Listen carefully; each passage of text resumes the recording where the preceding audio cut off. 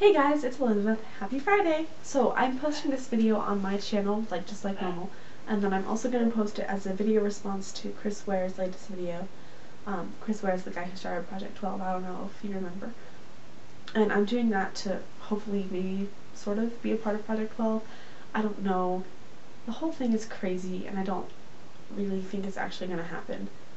I really like vlogging every day. It's easier than I thought it would be. But if I'm not actually going to be a part of the project thingy, I don't know if I'll continue every single day. It will definitely be often though. So yeah, that's the latest news, I guess, on what's going on in this corner of the internet. This video is going to be my reaction video to The Lovely, Wonderful, Amazing Fault in Our Stars by John Green. Overall reaction to this book, so good. It was very sad. I definitely wasn't expecting the ending.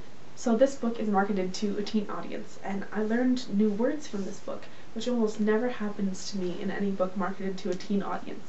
So I really appreciated that. I appreciate the reference to Shakespeare, and I appreciate how the author addresses Cassius's misconception about the fault being in their stars and not in themselves.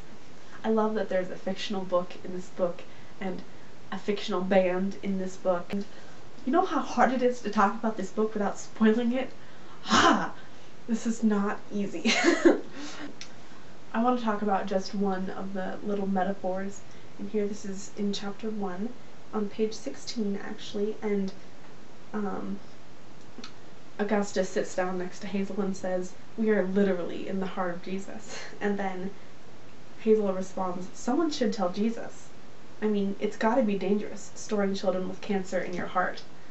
And this line may seem rather innocuous, or kind of tossed by the wayside, but one thing that I absolutely loved about it was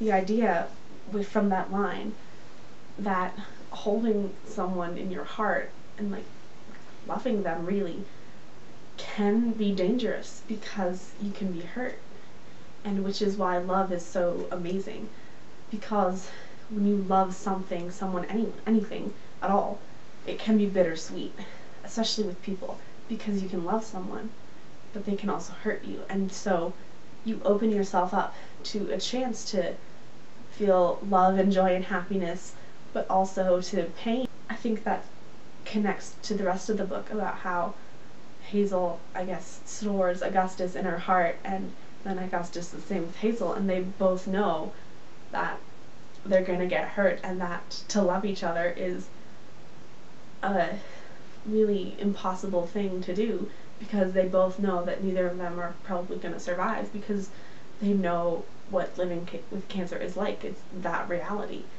And a little bit later, Augustus says that love is just a shout into the void. But I think that it is a shout that needs to be shouted. It's something that needs to be yelled. One last thing about this book. The picture in this book that John Green writes of unconditional love is absolutely gorgeous. The main characters in this book love each other unconditionally, and it is absolutely beautiful to see that. Read this book. Everyone needs to read this book. I'm not kidding. I don't care if you're one of those people who shies away from books with sad endings. Read this book. Read this book. I could say a lot more about that book, but I'm not going to, because this video is probably gonna be really long anyway. Alrighty. That's about it. See you later.